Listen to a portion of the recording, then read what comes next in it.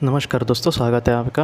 आज की जो कहानी है मैंने वो एक पेपर में पढ़ी थी और बहुत ही छोटी सी इतनी सी ही वो थी और मैंने लेकिन उसमें जो चीज़ें बताई थी तो वो इतने मुझे महत्वपूर्ण लगी तो मैंने सोचा कि आज हम उस पर बात करते हैं। ये जो कहानी है वो बहुत ही छोटी है लेकिन इसकी जो सीख है वो मरते दम तक हम याद कर रखें और उस तरह से अपनी ज़िंदगी में चले, ऐसी है, इतनी बड़ी सीख है। तो क्या होता है, एक रास्ते में एक बेचारा जंगल से ऐसा खरगोश आता रहता है। तो वो अपने ही धुन में होता है, तो उसकी यहाँ पर आजू बाजू कोई ध्यान नहीं होता। तो ऐसे वक्त में एक कुत्ता होता है, उसकी नज़र पड़ती है उस खरगोश पर और वो ऐसा बहुत ही बड़ा ऐसा कुत्ता होता है। तो वो कुत्ता झपटा मारता है उस खरगोश पे और उसको पकड़ने की कोशिश करता है। लेकिन खरगोश को जब पता चलता है कि वो आ रहा है तो वो फटक से भागने की कोशिश करता है, लेकिन कुत्ता कहीं न कहीं उसको पैर को बहुत ही ज़्यादा ज़ख्मी करता है और बेचारा वो खरगोश ऐसे-ऐसे लंगड़ते-लंगड़ते वो थोड़ा-सा अपने भाग जाता है कहीं जंगल में अंदर, तो कुत्ता उसको पकड़ नहीं पाता। तो कुत्ता थोड़ा-सा नाराज़ होकर रास्ते में चल के आ रहा है। तो ऐसे वक्त में क्या होता है कि वहाँ से एक बच्चा गुज़रता होता है। बच्चा मतलब 10-11 साल का वगैरह। अब ऐसे बच्चे आपको भी पता है कैसे मस्ती वगैरह करते हैं। तो बच्चा ऐसे एक पत्थर लेता है और उस कुत्ते को धड़ास के मारता है। तो बराबर वो कुत्ते के पैर को ही लगता है और कुत्ता भी थोड़ा-सा लंगड़ते-लंगड़ते ऐसे कुई-कुई करके जाता है। तो अभी बच्चे को थोड़ा-सा राहत मिली, वाह वाह! उसका कितना अच्छा नेम लगा। ऐसे बहुत ही अच्छे लोग होते हैं, आपने भी देखे होंगे कि दूसरे को परेशान नहीं करके या फिर दूसरे को दुःख देके उनको कैसी कौन-सी खुशी मिलती है मुझे आज तक नहीं पता चला दोस्तों। तो आपने भी ऐसे लोग देखे होंगे। तो ऐसा ही होता है वो बच्चा, और जाने दो, बच्चे का छोड़ दो क्योंकि उनकी उम्र भी उतनी ही होती है। तो बच्चा वहाँ से ऐसे हलते-डुलते वो जा रहा है खुशी से, तो वहाँ से एक घोड़ा गाड़ी आती है। लेकिन जो घोड़ा है वो अपने थोड़ा-सा बेकाबू हो जाता है और वो किसी तरह से मतलब बेकाबू होकर ऐसे-ऐसे भाग रहा है। तो वो घोड़ा बराबर आकर अभी वो क्या हो रहा है कि घोड़ा जो है वो वहाँ से भाग के आ रहा है और इस बच्चे को अब डर लगने लग रहा है कि अब घोड़ा आकर इसको टकराएगा। तो इस वजह से वो बेचारा भागता है बच्चा, लेकिन कहीं न कहीं वो गिर पड़ता है और अब घोड़ा उसके सामने और ये घोड़े के सामने, और घोड़ा जो ऐसा उसका जो 2 पैर है आगे के तो ऐसे उठाता है और वो ऐसे नीचे जब पैर रखता है तब उसको बहुत ही ज़ोर की लात उस बच्चे के पैर को लगती है और बच्चा चिल्लाता है आ करके। और वो बच्चा बेचारा मतलब उसको ज़्यादा तो इतनी चोट नहीं आती, लेकिन फिर भी वो थोड़ा-सा पैर को थोड़ा-सा उसकी चोट आई है तो वो लंगड़ते-लंगड़ते वहाँ से चला जाता है। अब जो घोड़ा है वो अपना बेकाबू हुआ है और वो कहीं न कहीं यहाँ वहाँ भागने लगता है। तो ऐसे में क्या होता है कि एक बहुत ही अच्छा बड़ा वहाँ पर गड्ढा होता है, तो उसका पैर भी वहाँ पर गड्ढे में फँस जाता है और वो घोड़ा वहाँ पे नीचे गिरता है।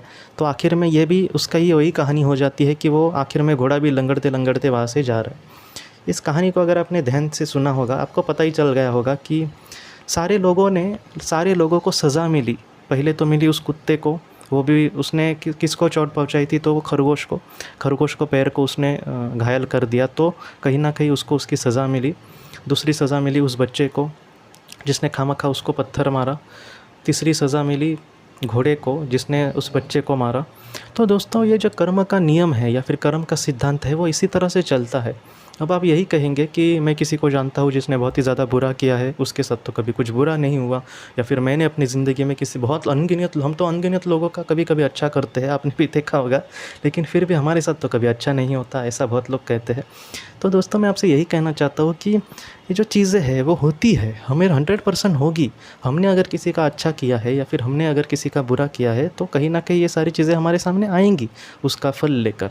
लेकिन ये चीज़ें ऐसे नहीं होती जैसे इस कहानी में देखा गया है, 1-2 सेकंड में ही उन लोगों को उनका न्याय मिला या फिर उनको अपने कर्म की सज़ा मिली। ये ऐसी नहीं घटती।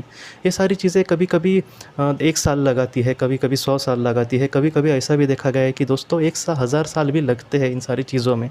क्यों 1000 साल लगते हैं? क्योंकि वो आत्मा जो होती है वो उसी पर अटकी है और उसको आगे की चीज़ें वो ठीक से नहीं समझ पा रही, तो उसी चीज़ में अटकते अटकते उसके बहुत साल गंवाने पड़ते हैं उसको। लेकिन एक जन्म जब वो सुधरने का मौका, मतलब सुधरने के प्रोग्रेस पर बढ़ती है, तब उसके जो पिछले कर्म हैं वो सारे उसको इरेज करके आगे बढ़ना पड़ता है। तो ऐसे वक्त में 1000 साल पुराने भी कर्म उसके सामने आ सकते हैं। हम वहाँ पर इतनी दूर की नहीं सोचते दोस्तों। मैं इतना ही कहूँगा कि इस दुनिया में हमारे साथ क्या होगा हमें नहीं पता। हमारे साथ जो होती है चीज़ें वो हमारे आत्मा ने किस लिए ये सारी चीज़ें चयन की है इस दुनिया में, इसलिए हो रही है। और दूसरा उसका कारण होता है कि एक भाग ऐसा भी होता है कि हमने भी अपने पिछले जन्मों में वगैरह कुछ चीज़ें की होती है, तो इस वजह से हमारे प्रारब्ध ऐसा बनेगा, वैसी चीज़ें हमारे सामने आएंगी। हाँ, लेकिन फिर भी हमारे जो हाथ में है वो मैं आपको कह रहा हूँ कि अच्छा कर्म करना, किसी के बारे में अच्छा ना सोचना। कोई अगर कुछ अच्छा कर रहा है तो कम से कम उसको हम एप्रिशिएट नहीं कर सकते, तो खामखा उसको कुछ बुरा ना बोलना। ऐसे भी लोग मैंने हाल ही में देखे हैं कि कोई कुछ अच्छा कर रहा है फिर भी उनको मतलब ऐसा आप उनकी गलती ये है, ये कुछ किसी का कुछ अच्छा या फिर तुम में क्या अच्छा ये कहने के लिए नहीं जाएंगे, लेकिन तुम में क्या गलती हो रही है, तो ये ऐसे महान लोग होते हैं। तो ये सारी जो चीज़ है वो बुरी चीज़ों में गिनी जाती है। एक ने तो मुझे ये कहा था कि मैंने उसको यही कहा था कि तुम दूसरे की गलतियाँ क्यों कह रहे हो। मैं अपने काम जहाँ पर करता था पहले वहाँ पर का इंसान थे, तो मैंने उनको यही कहा कि आप दूसरे की हमेशा गलतियाँ क्यों कहते हो। तो उन्होंने कहा कि उसको समझ नहीं आनी चाहिए जहाँ पर वो गलतियाँ कर रहा है। लेकिन मैंने उनको ये कहा कि अगर वो कोई अच्छी चीज़ कर रहा है तो आपने कभी उसकी तारीफ़ की है?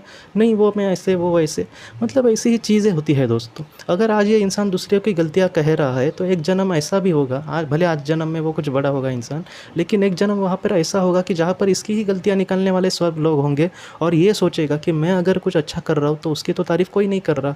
मैं इतना ही कहूँगा कि आप किसी की तारीफ़ ना करो, कोई बात नहीं, लेकिन कम से कम उसको दुख लगे इस ऐसी कोई बातें ना करो दोस्तों।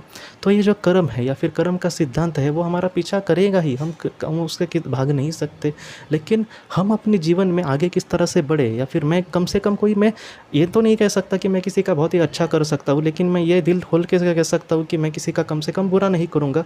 तो ये भी अगर हमने किया तो बहुत ही अच्छी चीज़ें हम आगे सीख सकते हैं, या फिर हमारी आत्मा का आगे प्रोग्रेस हो सकता है। कभी कभी मैंने ऐसे भी केसेस देखे हैं कि उसने कुछ उसका बुरा किया, लेकिन उस कुछ बुरे के लिए इसके 2-3 जन्म वहाँ पर चले गए। क्यों? क्योंकि उसने जो किया था वो छोटी ही चीज़ थी, लेकिन उसका इम्पैक्ट जो उस इंसान पे पड़ा, उस सामने वाले के इंसान पर, वो इतना बड़ा पड़ा कि उसको 2-3 जन्मों में वो सारी चीज़ें भोगने के लिए लग गई। तो ऐसा किसी के साथ ना हो दोस्तों। ये चीज़ें जो है वो कभी कभी इतना छोटी सी होती है, लेकिन वो 2-3 जन्म उस इंसान के गंवा सकती है। मतलब ये कितनी बड़ी चीज़ें हुई आप कहिए। तो इस तरह से मैं कहूँगा कि ये कहानियाँ जो है वो हमें यही सिखाती है कि कम से कम किसी का अच्छा नहीं कर सकते तो बुरा मत करो, क्योंकि अगर हमने बुरा किया तो ऐसी ही चीज़ें हमारे सामने आएंगी और ऐसे ही दुख हमें भोगने पड़ेंगे दोस्तों। तो इस तरह से मैं यही कहूँगा कि आप ऐसा हम कभी भी ऐसा किसी के साथ बुरा ना करें। आज की इस भाग को लेकर अगर आपको किसी भी बात को लेकर अगर आपको बुरा लगे होता है, आई एम रियली सॉरी दोस्तों, मुझे किसी को भी हर्ट नहीं करना है और मुझे बहुत बुरा लगेगा कि किसी कोई हर्ट हुआ तो। लेकिन ये सब सीखने वाली बातें होती है ना, तो मैं यही कहूँगा कि हम सोचें इन सारी चीज़ों के बारे में और आगे बढ़े। दोस्तों आज की इस वीडियो को लेकर अगर आपके कोई भी सवाल हो तो आप ज़रूर पूछें, जितना हो सके मैं आपको ज़रूर उसका जवाब देने की कोशिश करूँगा। हम अपने अगले वीडियो में मिलते हैं। आप अपना अपने परिवार का ख्याल रखना। आपका बहुत बहुत शुक्रिया। ज़िंदगी की रोशनी ये संस्था ऐसे लोगों के लिए काम करती है जिन्होंने किसी अपने को खोया है, या फिर जो लोग अपनी ज़िंदगी में बहुत ही ज़्यादा दुखी है। जो लोग इस संस्था से जुड़ते हैं उनको तकरीबन 50 किताबें भेजी जाएगी उनके व्हाट्सएप पर या फिर ईमेल पर। ये किताबें आत्मलोक या फिर मौत के बाद हमारे साथ क्या होता है, इन सारी चीज़ों की आपको पूरी तरह से जानकारी देगी। और इसके साथ साथ आपको एक पास्ट लाइफ रिग्रेशन थेरेपी की ऑडियो भी भेजी जाएगी। इस ऑडियो की मदद से आप घर बैठे अपनी पास्ट लाइफ रिग्रेशन करने की कोशिश कर सकते हो। बहुत लोग पास्ट लाइफ रिग्रेशन थेरेपिस्ट के पास किसी कारण के वश नहीं जा सकते, तो ऐसे लोगों के लिए मदद के लिए ये ऑडियो तैयार की गई है। तो आप ज़रूर इस संस्था से जुड़े। इस संस्था से जुड़ने के लिए सामने जो व्हाट्सएप का नंबर दिया है आप कृपया उस पर संपर्क करें। आपका बहुत बहुत शुक्रिया।